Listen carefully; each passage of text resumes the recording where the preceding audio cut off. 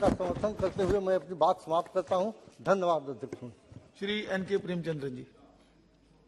Thank you very much, Mr. Chairperson, for affording me this opportunity to take part in the discussion on the demand for grants for railways.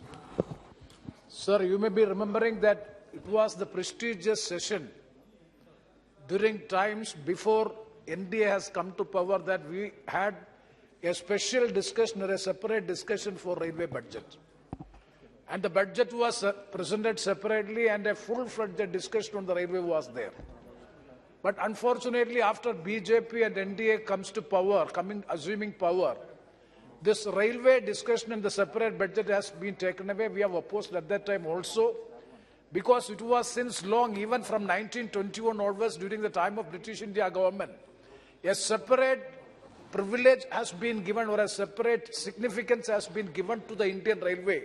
That is why the railways development took place, and it is one of the major lifeline of our country which is being considered in such a way. Even then, after that, the Honorable Speaker has admitted to have a discussion on railway for full-day discussion, for which we are thankful to the Honorable Speaker for having a full-fledged discussion on the railway, demands for grants in respect of railway. Sir, it is an admitted fact that the Indian Railway is the lifeline of the nation and is the unique integrator of modern India with major role in its socio-economic development.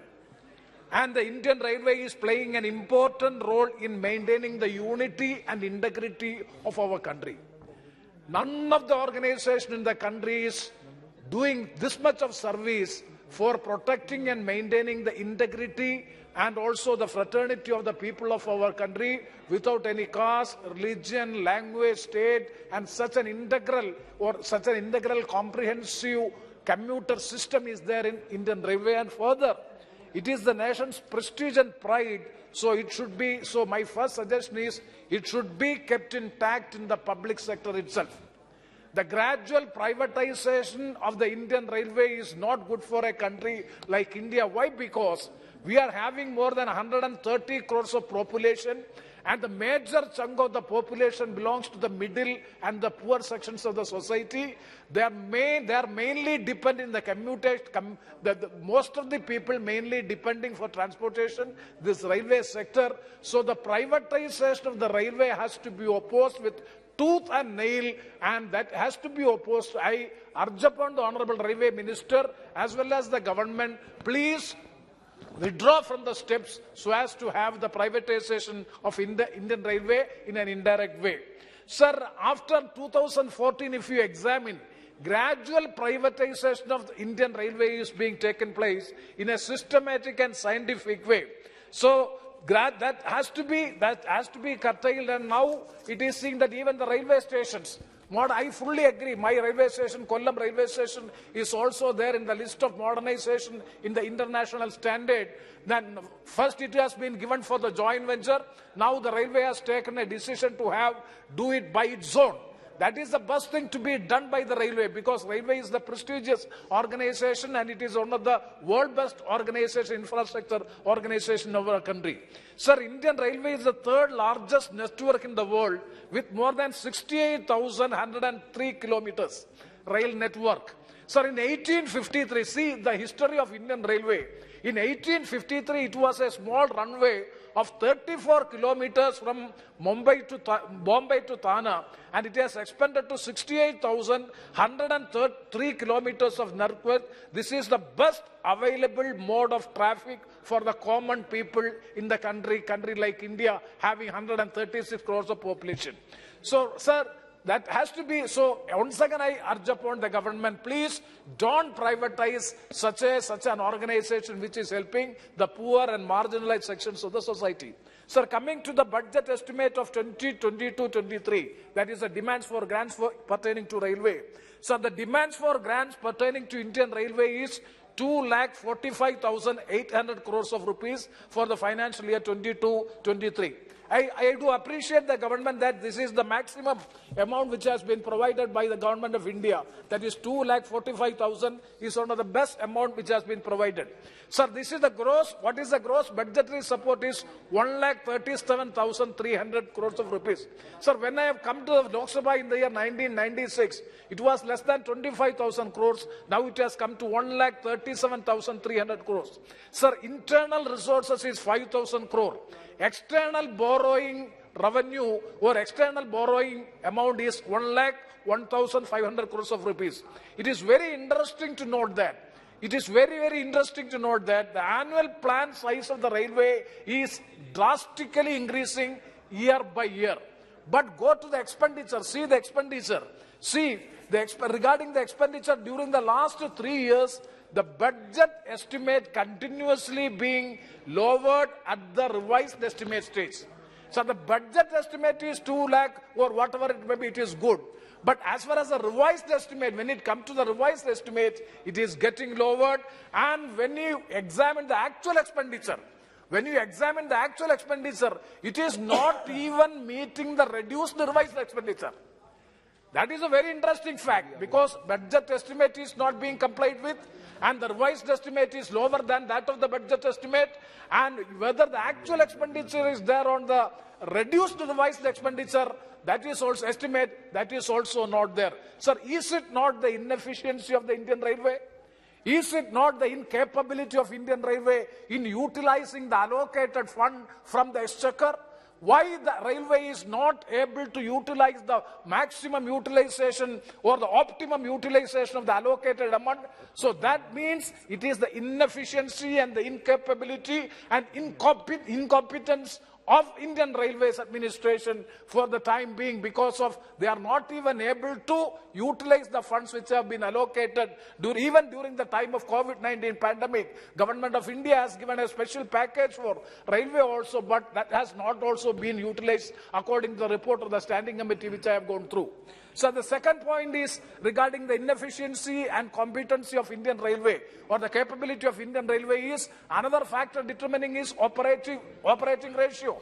So if you examine the operating ratio, Indian Railway for the last 3 years, 2018-19, the operating ratio was 97.29%.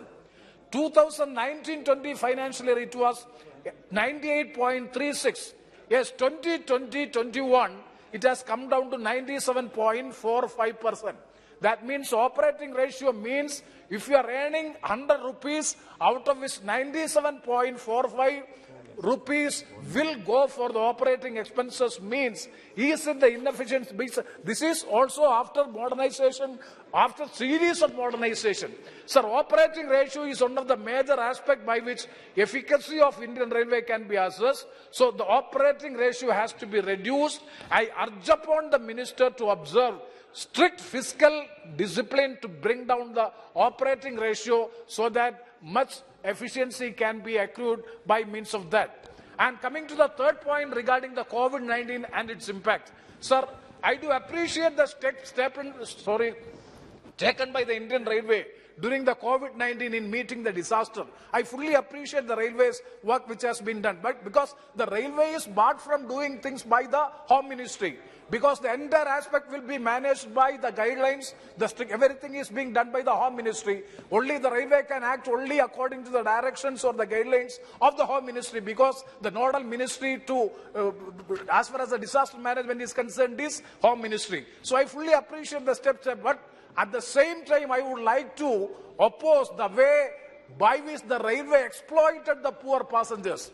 All the trains have been converted to special trains, and all the benefits which were available to the passengers have been taken away. So what is the logical sense of making ordinary trains to special trains and imposing additional charge, and it is one way or another way exploiting the passengers? Even after COVID-19, still it is continuing. So I urge upon the government, I demand that immediately all the ordinary trains have to be restored and the special train status has to be stopped. Otherwise, it will be a looting the poor passengers of our country. And the fourth point is regarding the Silver Line project in the state of Kerala. Sir, we have met you personally. I appeal to the Honorable Minister and to the Government of India, please do not give sanction to the Silver Line project. It is disastrous to the state of Kerala. I will tell you, 2018 flood, 2019, 2020, now the state of Kerala has become an eco-fragile state. Sir, in that state, 490 kilometers of Silver Line project, how it is being constructed, 30 to 35 meters of width, and there are 30 feet of height, earth embankment, 55% out of the 490 kilometers of Silver Line project is earth embankment, means the state is being divided into two. Such a country, such a eco-fragile state, and the water is flowing, when the monsoon comes, the water is flowing from east to west. It is definitely adversely affecting the entire ecosystem of the state of Kerala. So please don't give permission to this system. This is having illicit interest. It is having ulterior intention is there, not with any common interest or the public interest. I fully support the government and the railway regarding your new proposals of 400, I forgot the name, Vande Mother trains. Why don't we examine it? Why the state government is not ready to, even for discussion for this Vande Bharat? Even at the time of the UDF government led by Sri Umman Chandi, at the time, there was a proposal to have a high-speed, semi-high-speed train. And why don't we examine that? Why don't we have parallel trains or new rail lines? They are not ready to discuss anything. Who is interested in traveling from Trivandrum to Kasaragod? Kasaragod is within 4 hours. Who is there interested than the money to be spent? And we are having, how many airports we are having? Trivandrum, Kochi, Calicut, Kannur, 4 international airports. We can have so many other mode of commutation. So in such a sense, what is the emergency and necessity of having 4 hours travel from Trivandrum or 6 hours travel from Trivandrum to Kasaragod? So as to what is the urgency, what is the necessity, and how many more than 20,000 families have to be evacuated, more than 50,000 buildings have to be destroyed. A state like Kerala, is it eco-friendly development? Is it sustainable development? So kindly, I urge upon the government, please look into the matter. Mere technical terms shall never be taken into account. All the social, environmental, economic aspects has to be taken into consideration before giving any sanction to this Silver Line project. That is the last point which I would like to make. And sir, regarding my constituency, I am not going to the constituency matter. So many issues are there. I will meet the minister in person and I will submit all these things. Sir, one thing I would like to make, that is one Kollam, my constituency from Punalur to Chengota. One of the best terrain, one of the best environment friendly where tourism important significant area. And I was the first member in this house during the 16th Lok Sabha demanded for the Vista Dam coaches. But Vista Dam coaches have been constructed, but unfortunately that has not been allocated to my district, Kollam. It is between the Punalur and Chengota. So kindly grant this Vista Dam coaches in our sector also. And the Kollam railway station has been selected as a model railway station to be developed in the international mode. We fully appreciate and congratulate the Honorable Minister. And also regarding the appointment also, I want to appreciate the positive things done by the government. Sir, especially for the class 4 category 4 workers, appointment, the poor, downtrodden, marginalized sections of the society, poor family students are now getting admission without having any corruption according to our information. Formerly, the Railway Recruitment Board was there, big corruption was there, now it has been stopped. So many meritorious students from the local area, rural area are getting employment, and now they are coming to get transferred to our places. We can very well understand without any recommendation. That is a very good thing, transparent thing done by the Indian Railway. I fully appreciate it. And with these words, once again, I would like to urge upon the government, please don't privatize the Indian Railway. Keep it intact with public sector undertaking, because this is the heart and soul of the people of India, and it is the prestigious and pride organization of India that is to be protected in the public sector itself. With these words, I conclude. Thank you very much. Shri K. Thomas ji.